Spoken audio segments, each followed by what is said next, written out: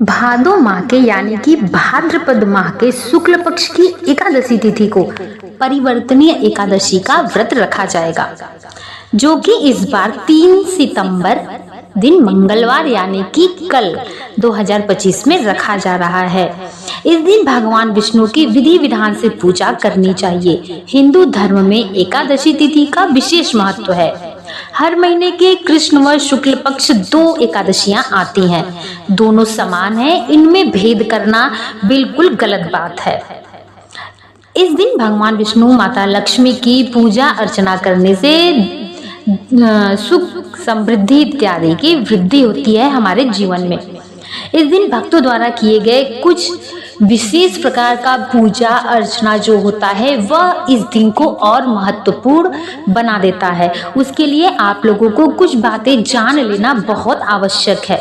खास करके जो परिवर्तनीय एकादशी है, इस दिन विशेष रूप से पूजा पाठ करनी चाहिए। तो यह पूजा पाठ कैसे करनी चाहिए, किस तरीके से करनी चाहिए, ये सारी बातें आज मैं आपको इस वीडियो में बताने जा रही हूँ, जिससे कि यह पूजा पाठ करने के बाद आपका जो भी मनवांछित इच्छा है वह भगवान आपको उस इच्छा के हिसाब से आपको मनवांछित फल अवश्य प्रदान करें, उस फल की आपको प्राप्ति हो।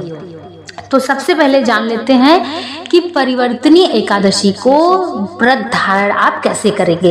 तो प्रातःकाल स्नान कर लीजिए। जिस दिन परिवर्तनीय एकादशी है उस दिन आप किसी भी एकादशी को व्रत धारण करने से पहले आपको पूरे अपने कार्य को अच्छे से कर लेना चाहिए। स्नान करके प्रातःकाल पीले वस्त्र धारण करना चाहिए इस दिन एकादशी के दिन। और इस बार जो परिवर्तनीय एकादशी है इस दिन तो आपको खास तौर पे पीले वस्त्र पहनने चाहिए।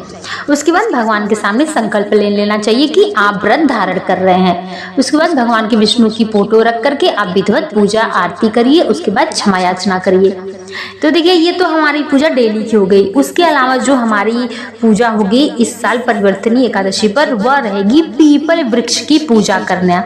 यह भी बहुत महत्वपूर्ण है। कहा जाता है कि पीपल में भगवान विष्णु का वास होता है, इसलिए पीपल वृक्ष का पूजा आपको एकादशी के दिन अवश्य करना चाहिए। यह बहुत ही कारगर होता है और यह बहुत ही बढ़िया होता है। पीपल का जो होता है पेड़ वह विष्णु भगवान का उसमें वास होता है। पीपल के पेड़ में विष्णु भगवान वास करते हैं। कहते हैं कि एकादशी के दिन पीपल के पेड़ में जल चढ़ाने और घी का दीपक जलाने से भगवान विष्णु प्रसन्न होते हैं और साथ ही जीवन में आर्थिक खुशहाली का भी वास होता है। इसलिए आपको इस दिन पीपल वृक्ष का पूजा अवश्य करना चाहिए। दूसरा है तुलसी के पौधे का पूजा अर्चना भी परिवर्तनीय एकादशी के दिन अवश्य करना चाहिए। इस दिन सुबह भी पूजा करिए तुलसी माता का और शाम को भी करिए।